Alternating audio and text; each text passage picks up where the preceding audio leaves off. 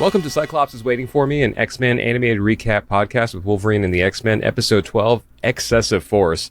I'm Rod, and some weird pop-up just popped up on my screen. What is that doing? I don't know. It went away. Okay, we're going to... I don't know what happened. I really don't want to have to re-record this thing again, so let's just hope to God it's okay. Recording. It's just like I was reading the script over here, and this pop-up happened over here. I was like, oh, I'll check that out, and then it disappeared, so... okay. It's not here anymore. Oh, here it is. Oh, it says... Oh, it says it's live streaming, but there's 0 viewers, and we didn't get the link to anybody, so no one's watching. I don't know why I defaulted to that. It's first time for everything. And I'm JC, and I wanted to mention, because this is a Cyclops-centric episode, at Comic-Con Revolution a few weeks ago, now at time of airing, I got to meet Nolan North, who is the voice of Cyclops in the show, and he does not have any Cyclops materials on his table for him to sign, but he did do this Deadpool signature nice. For me. And apparently, according to Nolan, bears suck. Is there a story behind that? Or just... There probably is, but I haven't played the Deadpool game in literally a decade, so I'm going to assume that's a piece of it. Hopefully in the future, would love to get Nolan on, and I don't want to steal the thunder of it, because he did share with me a really awesome story that I can't find anywhere online about Cyclops in this show and his Deadpool role in Wolverine or Hulk versus Wolverine that I want to get him to talk about. So I have the contact info for his agency and such, and that's going to be like a future thing. Probably I'll wait until we get to the end of this season, just because, there's only 25 total episodes. And if we, up until this episode, there's barely been a Cyclops story going on. And then this whole episode is dedicated to him. So let's wait till we have full context, right? Yeah, because we don't have the best image of Cyclops right now either. Cyclops is Waiting for Me is our bi-weekly podcast series. We're going back and watching every single X-Men animated episode that we can find. The podcast started with the original 1992 X-Men the Animated Series, which was building up to the release of X-Men 97. And along the way, we've completed X-Men Evolution, launched our companion interview show, the Xavier Files, which also recently had Lenore Zann, the voice of X-Men the Animated Series and X-Men 97's Rogue. But since X-Men 97 Season 2 is not happening until 2026, and we don't even know when in 2026, the entirety of this year is dedicated to Wolverine and the X-Men, which is why we're bi-weekly. And some quick reminders: we're a recap show about a series that started over 15 years ago. There will be spoilers. If you don't want to spoil it for you, pause the podcast, watch the episode, and come back. And we're currently not sponsored by or affiliated with Marvel Animation, Disney, or Disney Plus, or whatever they're calling themselves this week in any way. I know Disney hasn't done this yet. I was going to say, they haven't maxed yet. So. I love the Max story, and by the time this comes out, it'll be a few weeks old, but I love the Max changing. Although, did you see HBO Max posting, they tried to steal the Spider-Man meme, but made it Superman? Yeah. It's like, it would be funny, except that it was using the Spider-Man meme, and you know why they can't. Mm-hmm. But otherwise, it was funny because you saw the HBO Go like popping out of the box in the corner. I realized that my Xbox One, which is what I play Fortnite on, instead of the the Series X and stuff like that, I never removed the HBO Go program that was sitting on the dashboard for that system for forever. So. Does it still work at all? No, God, no. Okay. No, I just had never uninstalled it. So, okay. Don't forget to follow us on social media at Cyclops IWFM Pod on Threads, Blue Sky, Facebook, and at the time of recording, possibly at the time of posting, TikTok is still here. Yeah. So now onto the show. Today we're going to be talking about season 1, episode 12, titled "Excessive Force," which. Accent on the X. Yeah, lowercase e, capital X, lowercase c. Stop it. Is that a sign of the end of the 2000s, right? Because I feel like if this was the early 2000s, they just would have left the E off, right? It was being X dash. I mean, the X-Men have done that for decades, so... Yeah, that's what I mean, yeah. Anyway, so this one aired, speaking of late 2000s, this one aired June 12, 2009. Currently sits at a 7.7 star rating on IMDb. Yep. And And once again, I'm going to try this thing where I have the episode kind of like playing off to the side in case I need like a little refresher. This is the musician in me. I think it's like, if anybody plays like an instrument or reads sheet music, it's kind of similar to like, I don't need the sheet music, but it's there. Mm-hmm. And I probably won't look at it, but I play better when it's there. So this one, unlike the previous it's kind of one, like how you can't hear dialogue unless there are captions. Yes, and this does have the captions on here. Of course it does. See, of course it does. Why wouldn't it? And this one, unlike the last one, did have it previously on. So it reminds us, we haven't seen the flashbacks in a while.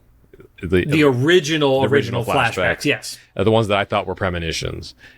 which we also thought was the only previously on that existed for like 6 episodes as well. Yeah.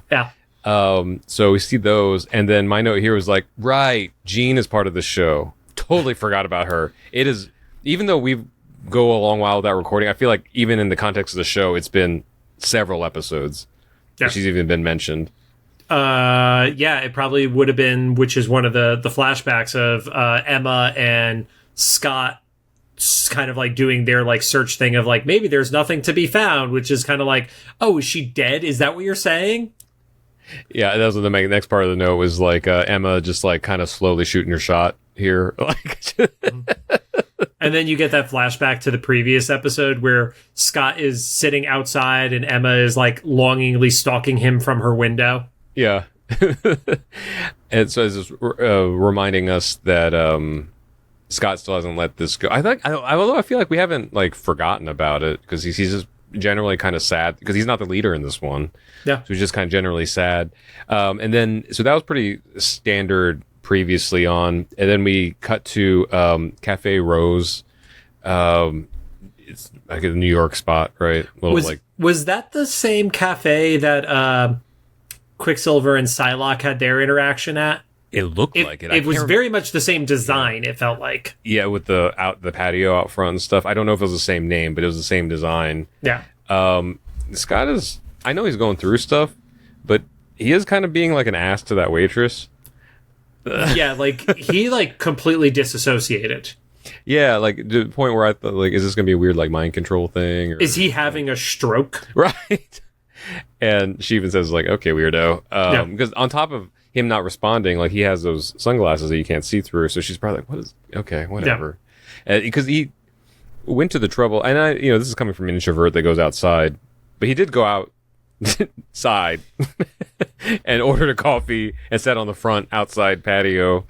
So I think it's not weird to for the waitress to think that he would even respond to like, no, I don't need anything, or because he had to order something. Yeah, like he had to give the order. But then he doesn't even drink the coffee. Nope. No, he just starts creeping on various redhead women. So this is what I mentioned last episode, my like kind of not issue, but like confusion about character design on this show. Mm-hmm. Because maybe it's just me. I did not see a difference between any of these reveals of these redheads and the Jean design. Hairstyle. It was hairstyle. Yep. Okay. Because they were also purposely wearing like that green shirt that was similar to what Jean was wearing in the flashback too. Okay. Granted, that was intentional to fuck with the character, but the hair was different enough that it was like, oh, okay, I see what they're doing. So he thinks he sees Jean, and he a couple times, right? And there's 2 of them. Yeah. And he walks. So that's when he abandons his coffee. At least he leaves money, I guess. Like, I don't know if I remember coffee shops being like this, even because this time I was living on the East Coast, where you pay after, or maybe it was just a tip, and he was being a jerk and leaving change as well as a dollar bill. I don't know. I've been to coffee shops when I was on the East Coast where it was you got a table and you had a server. Okay. I don't feel like I have any of those out here because they're all order at the counter places in LA. Yeah. I mean, that might just be a sign of the times because, like, I was explaining to like one of our younger friends about that like not everybody asks you to leave a credit card at a table, kind of thing. Or like there was a time when we were not kids, but like teenagers, that like we didn't have to pay for gas first. Mm-hmm. Like, but I don't think anybody remembers that now. So he walks around the crowd. It kind of gave me like a little bit of that when Neo's doing his training in the Matrix with the crowd and the woman in the red dress. There was a crowd on New York Street and people were walking by. Yep. And and my note here was like, he brushes by somebody who's definitely a mutant because they're in like spandex and a trench coat. Yes. And I don't know who that was. I didn't recognize the character design or anything. So the character design for Harpoon is not reminiscent of his character that you would have seen in like X-Men trading cards and stuff like that. They actually did a redesign on him, and then who we're later going to see Blockbuster as well as Arclight. Like they did a pretty heavy redesign on all three of those characters in this episode. Gotcha. Arclight being the most dramatic. Arclight is actually a full gender swap on the character too. Oh, interesting. Yeah. Yeah, so it's like this is clearly a mutant because it's the only person in this crowd wearing like a shiny spandex suit and like metal bracers on his shoulder and shit. It's kind of like a Gambit thing, right? Like going to the mall. He looked a little bit like, before I realized that it was a Sinister-centric episode with the Marauders and everything, he looked a little bit like this is the second time I've said it in this series, but like a Captain Ahab kind of vibe. Okay. Yeah. So, I guess I could see that with the hair a little bit. Not necessarily the hair, but just kind of like the sturdiness of the character. It looked almost like a naval vibe kind of thing for me. And I guess this was in the intention, but I was so confused with this scene because I was like, am I supposed to know who that is? No. Is this a dream sequence? Because once again, why is Scott just putting so many people at danger? Well, that's the thing is like I still wasn't seeing the difference in the not jeans. Right. And then from like brush by this person that he clearly recognizes, and then that person recognizes him because he runs away. And then, my next note is Scott destroys the block without consequence. Yes, none whatsoever. And I was like, oh, this is the Scott that was destroying the abandoned buildings, except here they're not abandoned. Like, this is in broad daylight. This is a populated street that he's just going after this dude. And then you get like a very like stone cold vibe off of him, where at the end of this thing where the dude is down, he literally just like optic blasts him to knock him out when he's on the ground. It's like literally punching a dude when he's down. So I don't know Harpoon's powers. Is like super strength, like standard super strength, like part or durability part of that? And throws harpoons. Okay, so he can survive like a point blank optic blast into the concrete. You know, I don't really remember Harpoon's powers because he's so much of a character I don't give a shit about. He was very much like the Morlock Mutant Massacre era, like with the Marauders kind of vibes, like pre X-Men 92 Sabretooth era, like when he had like the big bushy hair. That was when he was a relevant character. Okay. So he actually they kind of get the impression that he killed him because of blacks out. That's what I said. It was very Stone Cold vibe. And then they cut to Bobby and Kitty playing a video game at the mansion. And this was so uncanny. They have like the inset of like what appears to be a real video game. I'm assuming that was like they were advertising a real Marvel video game. So what did I text you last night? Corporate synergy. Is that what you meant by? So I texted Rod as I got to this because I end up usually watching it about 24 hours before he does. And I said the corporate synergy in episode 12 made me scream at the screen. And it was because in 2008, there was an Iron Man video game that came out tied into the movie. And it is such like, maybe it looked better at the time when you're watching it on like, like early HD TV or something like that, but god damn, it just is like such an unclean fit into the screen right now. Yeah, it really popped out. I was like, oh damn. The game does look fun though. It kind of did its job. It's one of the worst games. Oh really? Oh, that sucks. Yeah. The Iron Man, Captain America, and Thor video games which came out, which is why they stopped doing them tied into the MCU, were all bad. I think around okay, never mind. I was gonna say in like 2011. I think I had a Thor game on my iPhone. I mean, it would have been a separate scenario, but it was pretty like it looked like a platformer for like a PlayStation thing. This was like a wannabe God of War vibe for Thor. So gotcha. Yep. So not they kind of show the whole existing team. They're like Storm's there, like watering plants and stuff, and then Scott just comes in with harpoon over his shoulder and like drops him on the ground. He's like, "This guy knows where Jean is," and then it cuts to the opening credits. I'm like, I am so lost, like so. Because any inkling that I thought that this might have been like one of those weird like dream sequences or something is killed like, instantly there, because they did a good job with establishing it. Beast was there too, and then I was like, okay, so good job on your storytelling. Where I'm like, I'm genuinely curious now. So like, I didn't watch the show when it was out, so I don't know if it was one of those shows where they did this cold open, then there was like the credits and then a commercial, or if it was just the credits. More than likely it was, yeah. So. That was pretty standard back then. You get so the infuriating. Yeah. Like, but this definitely would have kept me like not going to the bathroom for the commercial. Right, because you need to see that reveal after the fact. It's like what the fuck? I have no idea what was happening. And then when they do come back, it's kind of more confusing for a little while because Bobby turns him over and is like, "Oh God, this guy." And then I didn't know it was Harpoon, and that's when Kitty said like, "Oh, this is Harpoon," and I was like. How does everybody know who this is?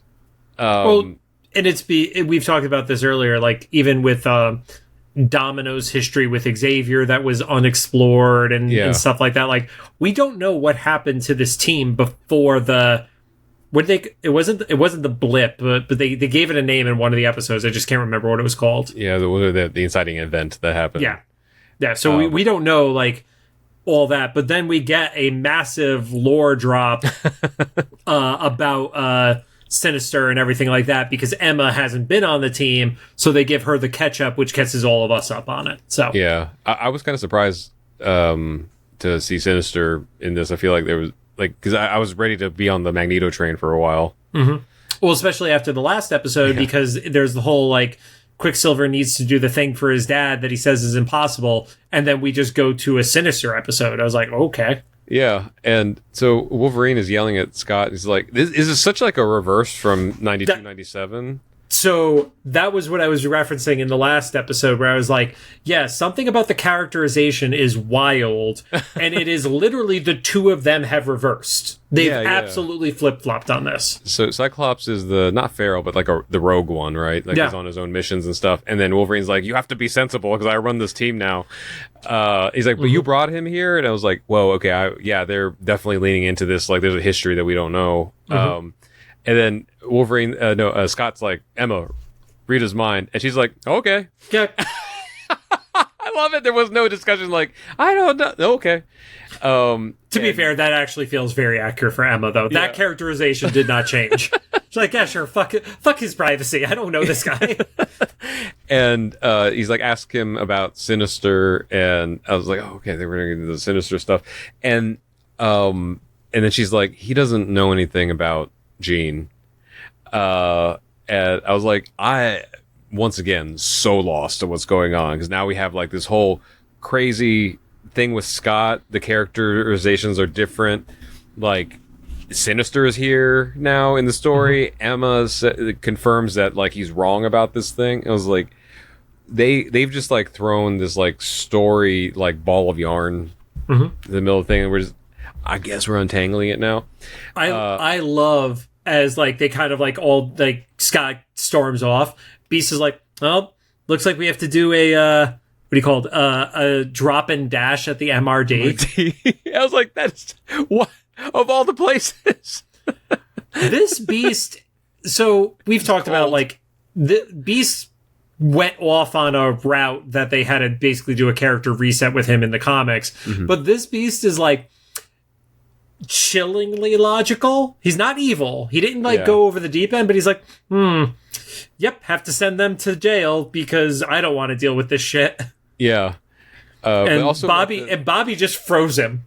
Yeah. Once again, we're just assuming that it doesn't kill people in this universe. But I like how Bobby's like, what? He was waking up. But then Storm gives Wolverine permission to not go after, but to follow. I don't think it was necessarily permission. I think it was like, you're the leader. You got to fucking do this. Like, I thought it was a kick in the ass. That makes more sense for Storm. Yeah.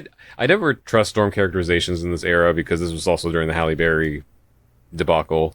So you just eternally doubt the character during any of the Halle Berry era? I just don't know anymore, because we also don't see a lot of Storm in this show. I mean, we've seen her a couple times now, but like not enough to like kind of get a solid picture of like which version is this.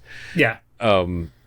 So I do love, we saw this in the intro, but I do love that Scott has like this show's version of the photo, like Bell photo. Yeah, like literally, like to the whole point of like they're crisscrossing back and forth with personalities. He has the reverse of Logan in '92. Yeah. It would have been so great if Scott was laying in bed and just shot through it instead of clawed through it. Yeah. And so we just get that shot of him like looking at the photo. So Emma asks who Sinister is. This is when it gives the exposition dump and the MRD thing. So Scott, after pulling out that picture, suits up. It was interesting that they showed all his stuff in the closet. I don't know much about storytelling, especially in animation, but to me that felt like something where like when you haven't seen a character in their suit at all or in a long time, it's more of a big reveal moment. Yeah, but it's like we've seen him in that. Yeah, a bunch. Well, it was also they showed like the visor, and then for a second it didn't look like his just trench coat. It looked like it was a different suit. And then he walks to the door, confronts Logan face to face, and it's just his suit with the trench coat. Yeah, it's the one we've seen him in. Yeah. Yeah.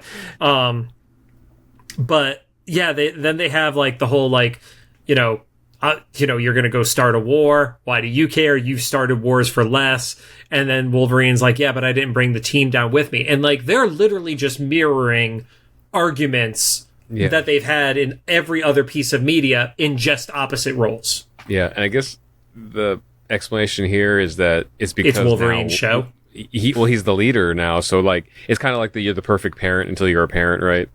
It's like, well, if I were handling, if it were me in charge. Nobody has ever accused me of being the perfect parent in any scenario. No, not accused. It's like people, the unsolicited advice kind of scenario. Yeah, they have the answers. Also, if you ever want to punish someone or ostracize someone, give them exactly what they want in those situations. There's been several times, like, friends have just, like, or former friends have just, like, not have been so upset with me because they'll be like, right, if that were me, I would do this and fix it in 2 seconds. And I would just, like, drop them into the situation. Next time it happens, like, oh, fine, okay, you talk to him then. Like, why'd you do that? It's like, well, you said you could fix it. But yeah, so I guess for me, it's just like one of these things where, like, people have all the solutions until they have to be the one to do it. But I do, speaking of the role reversals, my next note here is like, Cyclops pulls a Wolverine. He literally takes Wolverine's motorcycle. Yeah, it was the counter to cutting off the roof of Cyclops' car. Oh, basically. I didn't even think about that. Yeah, exactly. I wonder how much of that was like. Obviously, it was intentional that they're doing the roles that they did in this, but I wonder how much of this was like, here are moments that we want to give the counter version of specifically. Yeah. So, and then Emma walks in the garage and says, "I can help." And like, I love how Scott must already start having the hots too, because he's like, "Oh, I only got one helmet," and she's like, "That's not what I meant." She's like, "Anyway, Harpoon's on his way to see someone named Blockbuster and Arclight," and I was like, "Blockbuster and Arclight is like." I'm ready to see, I'm anxious to see, looking forward to seeing Sinister's other associates, AMC and Regal Cinemas. Those are some random. I didn't want to write it down, but at the very least, I knew you were going to make an Arclight joke. I knew, because goddamn, man, like outside of LA, nobody talks about Arclight, but we are obsessed with it as a group. But it's just like, it's two movie things as the two henchmen. That's so wild. Like, Blockbuster especially, like, in my understanding through the context of this episode, Blockbuster is just a strong person, right? Yes. So nothing to do with movies.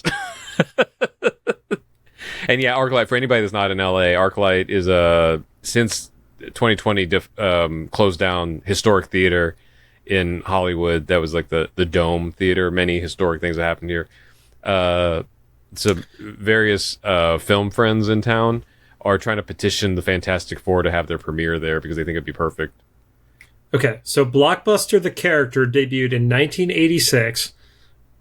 Blockbuster video open. October of 85. Oh, Claremont wow. did not name it after Blockbuster Video. No, I know. It's like summer blockbusters, all this stuff. If anything, it happened after what, like Jaws, right? Or something, like, 'cause that was the first like summer blockbuster movie or something. But it's just interesting that it's a movie term, even before the like the chain happened. Yeah. And then I guess I don't know what ArcLight is outside of, because I've only ever heard the ArcLight Theater. So I don't know I'm what looking the up. thing is. But I was like, what a wild like. Okay, so Blockbuster, context makes sense. A thing of great power or size, in particular a movie, book, or product, but meaning is power and size. Maybe it just increased in the movie context over the years. Yeah, I mean, we just put it into the vernacular. And an arc light is, or an arc lamp is a lamp that produces a bright light by generating electric arc across two electrodes. So that actually makes sense for arc light's powers. Now I don't know what it has to do with the movie theater. Maybe it was originally powered by something like that, or it was just like one of those cool like buzzwords of the time. Yeah, like a Tesla coil. Yeah. Anyway, so why do people listen to us? Oh, because of this next part. So we find out their names, but I just want to like go through like my thought process while we're watching this next scene. We're in the sewer, and a swirl lady is with a big guy capturing a Morlock, and Scott saves him. I did have a hint that this was Vertigo based on the power set. Yep. But the suit was similar to the Vertigo we knew before, but with the short hair. Yeah, the character was different. I wasn't familiar. If the Morlock was supposed to be anybody particular, I didn't recognize them. Who was? Okay, was it Leech? It's not Leech. Okay. It's our favorite random character who happens to be a Morlock. Like Tommy or something? Berserker. Really? That's Kid Berserker. Oh, and okay. I was confident with it because of the design. If you actually look at the credits to the episode on IMDb, it's the same voice actor as Wolverine, Stephen Bloom, and he actually did whatever, I don't know, grunting that Berserker was doing. But yes, it is Berserker. Wait, we saw Berserker before though, right? In the future. Oh my god. Okay. Oh wow. Okay, I'm just not keeping up. Okay. Your face when you realized that is just so pure, Rod. I didn't remember that was the future, because that was Xavier in that was Xavier in the breakout. Yep. The Bishop thing. Okay. Yep. So this is another one of those butterfly effect things I mentioned in the last episode, because like had Wolverine not saved Berserker here, then what happened to that breakout? Or Cyclops. If Cyclops hadn't saved Berserker here, then what happens to that breakout sequence? I don't know. Berserker didn't really do fuck all. Right. I think Vanisher was more important for that. So you when you're. Oh, our producer is giving instruction. I put her little treat tray out because she was laying in this area. I think she wanted. So, also, if anybody watching, if you see like a little like crumb on her chin, is because this little kitty is now on probiotics by vet instructions. So it's this dusting, and now she'll just have this little like goatee. So, but yes. Anyway, Cyclops saved Berserker's life. Yeah, and then. Because they definitely make it seem like they're going to abduct him and then turn him into a lab experiment and die. Yeah, like, especially with the Sinister thing, right? Yeah, exactly. Well, it's like you're going to be sacrificed for science, is what they say. And then there's a big old fight, favorite sequence. But this one erupts into the street. This is like anime level, right? This is like Cyclops has no regard for anyone's safety. Because it like erupts out of the street, which he clearly doesn't have sight of. Yep. So there could have been cars or people above him. Yeah, yep. And then he throws or propels Blockbuster up into the air, and he lands on a car. And it's one of those like I would say like late '90s, but I guess 2000s tropes of like everybody gets out of the way just in time. But the guy in the car like gets out before Blockbuster lands on it. But like I'm like the sequence is playing in front of me now. It's like so many people died in this. Yeah, they just like moved the camera to places we saw that people because like buildings are falling like. Cars are falling into sinkholes. He shoots through the side of a building like it's fucking Man of Steel. Yeah, that's the same thing. Yeah, Man of Steel, and then same thing that like what Wanda did, right? In the MCU, in Sokovia, right? Well, that was an explosion. But still, like it's like takes out a floor of a building. Yeah, yeah. And then like Vertigo's out there, and like just I don't know what she does to those people. She gives them vertigo. But like they just fall with it. Like all those people have concussions, right?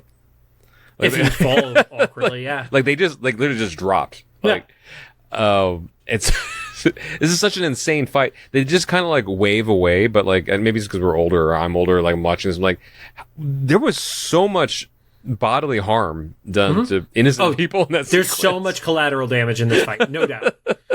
Which isn't even the most collateral damage, because the one where he has it with Arclight in a bit is worse. Yeah. And so, yeah, that crazy fight happens. And Scott sees... I still have Swirl Lady here because they haven't named her yet. Yep. Scott sees Swirl Lady running away and then follows her. And then... we have to keep going with my train of thought here because I know we have the names. We see the lab. Knowing that Sinister's involved, it's like, this makes sense because it has that crazy machine that kind of looks reminiscent of the Big Ball thing from the Cure episode from 92. Yep. With the random saws and arms and stuff. Yeah, the torture droid from Star Wars. Yeah. Oh, yeah. And then my note here was Cloud from Final Fantasy is taking samples on a computer. He looks like a Final Fantasy character. Okay. But then they quickly name him Arclight. So it's like, oh, this is Arclight. So when I saw him really quickly... obviously there was the context that it was Arclight, but he looks like an emo version of the character Grey Crow, who's also a marauder and like is also half cyborg and stuff like that. He later is like a more like redeeming character, but at like that time he was kind of a piece of shit bounty hunter and stuff like that. But it's like, oh, okay, yeah, that all makes sense. And then Vertigo just like runs into it, and he's instantly like, why did you bring him here, you idiot? Yeah. And so it immediately follows with Scott blasting in, like Kool-Aid Man style. This version of Vertigo is this really characterizing her as being like very new, right? Like, or just like a total shitheel. Yeah, because she immediately runs away. Yep. Who knows if we ever see her again. But also she's wearing a bright green like jumpsuit, so like she's not trying to be covert. She abandons Arclight, and then Arclight is calling Sinister for help, and he immediately gets yelled at. And then the second you heard the voice, did you instantly recognize the voice? No, it's Clancy Brown. Oh, okay. Yeah. The second I heard it, I was like, holy shit, they got him in this? That's so fun. Yeah. So Sinister is like watching this through this weird, like, kind of like 90s witch orb thing, like a Wizard of Oz. But a technology like, Wizard of Oz, yeah. Yeah. And he's like, this is all your fault. Which this always gets me with supervillains or villains of any kind when they are upset with the goons for being or telling the goons they're responsible for something. It's like, okay, the goon's gonna die, clearly you're gonna kill him. Yeah. But how does that help your situation? You're still missing all this stuff. Like, you're the one that put this person in charge, you know? Like, do you want to do something to fix the situation? Nope. Or just yell at this person? Nope, they want to kill him. So Scott is like screaming, where's Jean, and that's where Sinister Clancy Brown comes up with the listen to me very, very carefully. And that's when, we know, like, oh, he's going to lie about finding Jean. And we don't hear what he says, but we know. And then Arclight's like, it says he has some, he runs away. Yep. And Scott chases him. Yep. Back at the mansion, Wolverine is, yelling at Emma, and she makes a good point. She's like, I just did the same thing for him I did for you. He asked me to help, and I helped. Sorry, dude. Yeah, and why did you do that? Because he asked? Yeah, the same thing. Like, and he did the same things. Like, I gave him information, and then he left the premises with the information, just like you did last week. Then there's actually a really badass motorcycle chase scene. Kind of remind me like the light cycles in Tron. Yeah, and this is where I said a lot of people were dying because they're literally just demolishing the street as this is going on. Yeah. And like a car flipped over. Like straight up flipped over. Like that person's dead. Yeah, it's the motorcycles, all the vehicular damage, but also Scott's optic blast, just like decimating stuff. And then Arclight, I guess it's like a force field or something. Is he some sort of like vague electromagnetic. Yeah, kind of. It's like a Magneto force field, basically. Oh, I forgot to mention before. Wolverine like recruited Emma to go fix the situation. So Arclight so Scott's blast is able to go through Arclight's force field, which is a badass imagery, but made me all more confused about his powers. Don't try. We don't need to know. Nope. We don't need to know. Nope. Add it to the Tamara list that we're never going to ask her. And once again, I thought he killed Arclight because he left a indentation in the ground. But then that's when Arclight's like, "I know where Jean is." Yes. Yeah, it's the only thing that stops him from straight up killing him. And then we get this random cutaway, not random because we knew it was going to happen, but like kind of an unnecessary cutaway of Kitty and Bobby dropping off Harpoon at the MRD. And I love that they end it with her driving away, yelling like, "Oh, don't give him to Magneto," which is a weird thing to say to the MRD, who hates Magneto, presumably. And the guys just do not give a shit. They are like the worst security guards ever because the guy's just like, "Oh, frozen guy, I'm going to keep drinking my coffee." Yeah. He's like, "Oh, he's got a while till he thaws out here." Yeah.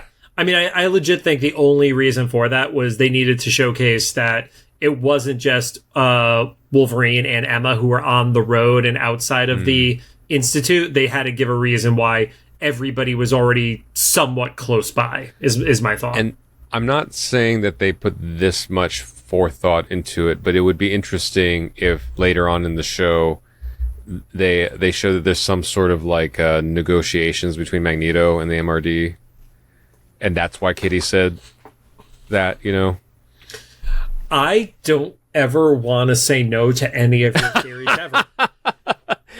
It's the only reason I could think of. She was like, "Don't give him to Magneto." I was like, why would they give him to Magneto unless there was like a weird arrangement, right? Like a prisoner swap thing. Yeah, and especially knowing that he's like one of Sinister's guys, maybe that is like a lesser of two evils situation or something. Or we also don't know, like Genosha, like maybe that's part of how Genosha is like kind of left alone or something. Is they take some of the violent criminals?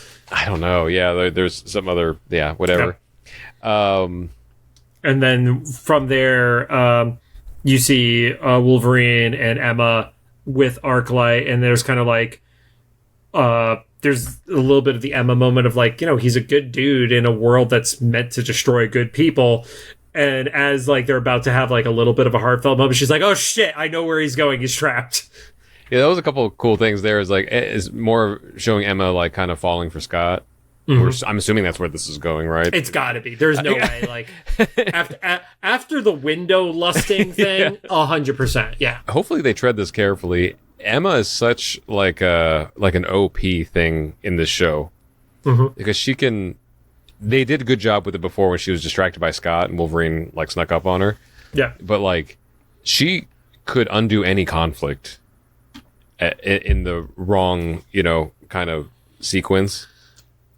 Yeah, but I think that's kind of the concession with almost every major character. Like you could say the same about like Xavier. Like Xavier could just like shut everybody's mind down, but they don't do it because it would be I guess just here that they've shown her use this situation so much, where like she knows she gets the exposition dump by osmosis, from her powers and stuff. So so she's like, "Oh shit, like this was a trap with Sinister," and then we cut to Scott barging in on Sinister with, and I'm so happy I called this. I was like, multiple man question mark. Yep, good job. But then I got a little bit confused because what they call him later, Madrox. Because I guess maybe I was used to Evolution Jamie. Yeah, was his well, last name Jamie was Madrox. Okay, that's the part I didn't catch. Yep. This is more of like vampire Sinister and less like theater Sinister. It's not as bombastic. Yeah. Yeah, like he kind of has like anime villain thing going, but he also had like the fangs. They fight. Scott almost wins because he takes out Multiple Man relatively quickly. But then Sinister... this version of Multiple Man is not great at fighting. He's literally just like overpowering odds is the only thing he has in his favor. I kind of got this first wave was like a false start, right, with Scott to kind of get him a little confident because he... Or just Jamie didn't know how many of himself he needed. Oh, Gary. Yeah. I also, this felt pseudo corporate synergy too, because Multiple Man for the most part has aired on the side of being a hero or a heroic character. Oh, okay. But it was only X3 The Last Stand where he was on the bad guy side with Magneto. So having him be like the henchman to Sinister felt out of place for me. I'm not used to him being one of the bad guys. I don't think about the X-Men movies, so I didn't... I know you don't. Also, Arclight, I forgot to mention this when we brought her up in the first place. She was also in X3 as one of the characters. So when they swapped it to being a guy, it was even like weirder throw off. So Gotcha. Yeah, she was like friends with that girl who was supposed to be like Callisto or whatever her name was. I don't know, but yeah, gotcha. she was one of those like 3 mutants who's like pissy with Magneto in that movie, which you've definitely blocked out at this point. Yeah. Yep. But then my next note was like, oh, Madrox is Multiple Man. It was just interesting he called him that. I guess maybe it's a little less goofy than saying Multiple Man. Go do this thing. But then I was kind of surprised that Scott can't hurt Sinister, because Sinister like stops a blast with his hand. Yeah, he put up a force field, which, yeah. Where did that come from? Is that a thing? Is that a thing Sinister does? Yep. I wasn't familiar with that. So, and then my next note was Multiple Man snapped Scott's neck on a rock. Like, he should have died from that, right? Like, it did not look like he should have gotten up. Like, it was very much like a Gwen Stacy vibe. Because they had the sound like, I was like, oh, he just died. Yeah. Well, he snaps him because that's where he's asking for Jean, and Sinister's like, I don't know. Is that where that happened? Yeah. and then Madrox gets him a good kick from behind, and that's what drops Scott.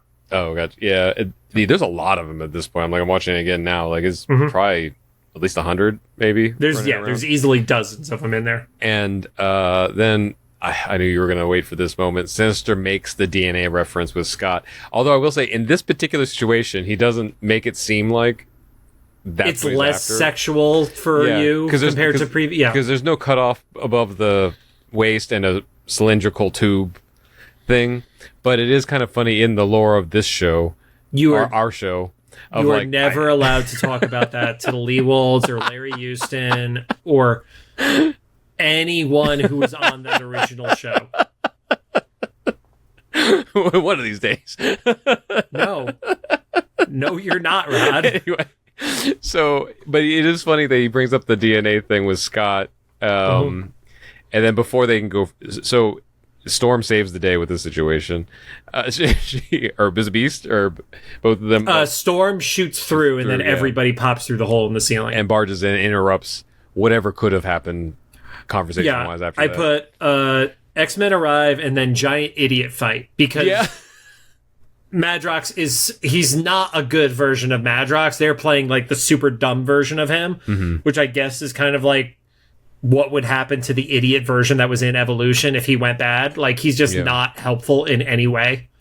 And I really loved Kitty being the aloof teenager here, because she's like, wow, there's like a lot of them, and Multiple Man's like trying to like fight her, but she's just like in permanent phase.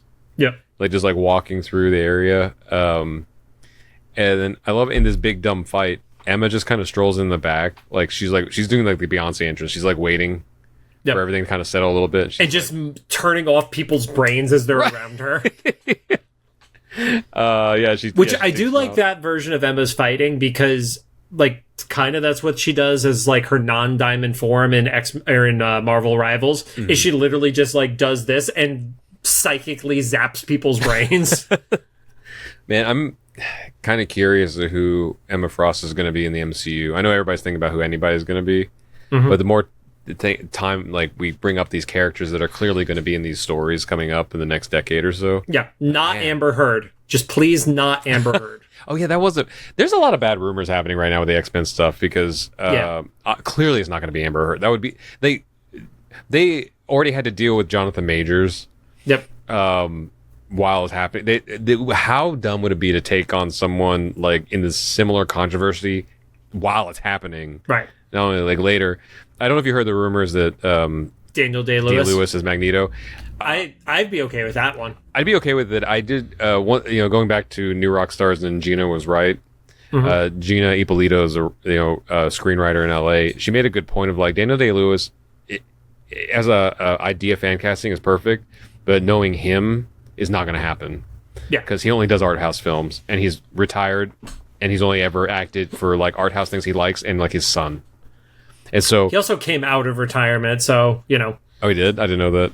He was retired, came out of retirement, and then re-retired. Oh, yeah. But it's called the Ric Flair. Yeah. Or the Jay-Z or something, right? Like, wrestlers tend to retire and unretire more than anyone else. So yeah. But mostly like that. Knowing all that, when you take something like the MCU and especially a character like Magneto, it's like you're going to be committed for the next decade minimum. Does not sound like till you're 90. Yeah, dude, and he's closer. Yeah, I think he's only in his 60s. No, but I mean compared to Hugh Jackman. Oh, gotcha. Yeah. But yeah, so the fight. Out. Yeah, he just gets piled on by so many multiples, and then they just show that Bobby is overpowered because he freezes everybody. Right, like just everybody's frozen. Bobby. End of the day, Bobby saved everyone. Sure. And then Sinister is left. Like he just like nobody followed him. He just like went out the back door and got into a car. He did his like 1800 Sinister thing where he was Jack the Ripper or whatever. He just like yep. It's like peace. Out. Yep. And then that's where Scott passes out. Yeah. Then after the commercial break, Scott wakes up in the mansion. He's redressed. Well, yes, I noticed that too. Also, they specifically put Scott in an extra medium shirt because that thing is bursting at the seams on him. It's tight. I also love it's one of those shirts that has like the high like collar, so it's, it's not a turtleneck, but I don't know. Yeah, it doesn't have the V neck to it, but yeah, it's they have like this awkward family moment too, and then everybody leaves except for Logan. Yeah. I was like, Storm reassures them that they'll find Jean, but they have to do it together. And, Wolverine is angry, and he gives them an ultimatum. He's basically like, shit or get off the pot, He's like, you're either part of the team or you're not. You got to pick one. I don't know if I'm used to, not that I've ever loved Cyclops, but I'm not used to like Cyclops being like humbled this much. It's a little submissive, which doesn't. I guess that's the one difference when you're saying like the two characters are the mirror opposites of each other compared to their previous versions, because.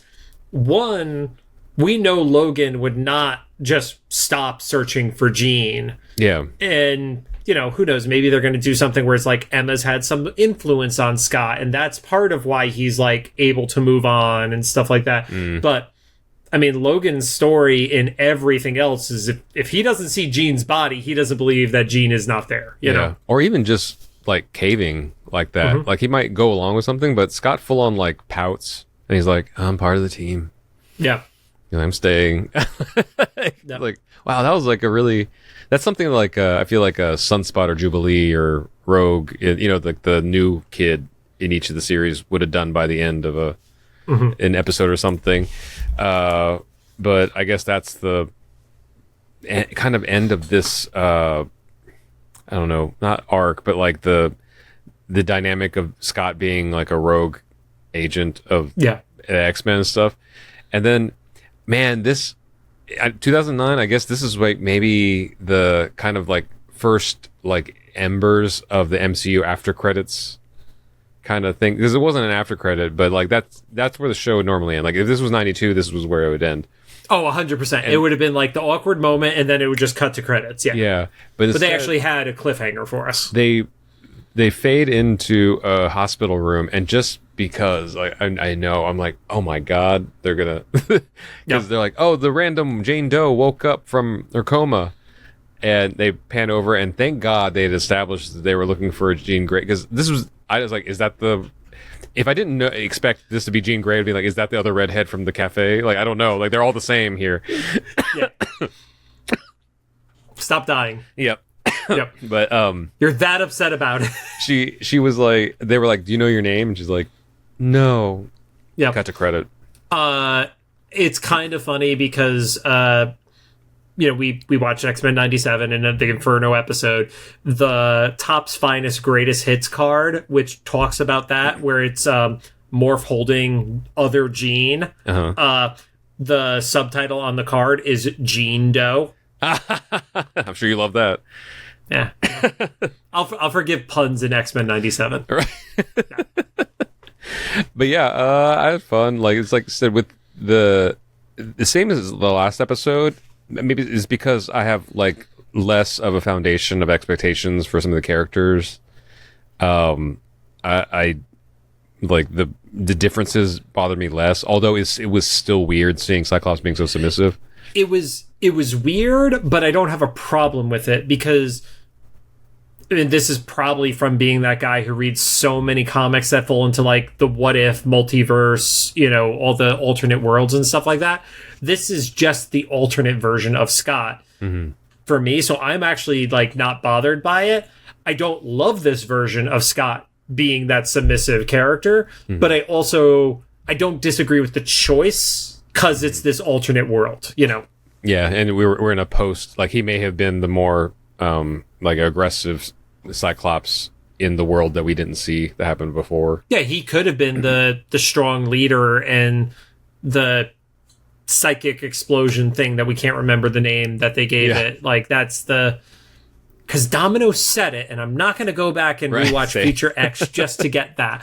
But yeah, it's a different version of him, and to an extent, like when we talked about earlier, like he was disassociating when he was sitting at the cafe. So I don't want to like misdiagnose and say that it's like PTSD or something like that, but he obviously has some shit he's dealing with. So yeah. And now also with this Jean waking up, like this whole like kind of, I never watched a show, but I feel like kind of Grey's Anatomy, like Jane Doe waking up in the hospital. Is that a thing? I'm assuming, just because I have so many friends that watched Grey's Anatomy, and when the more they describe the show to me, the less I want to ever go to a hospital because it feels like no one's doing their job.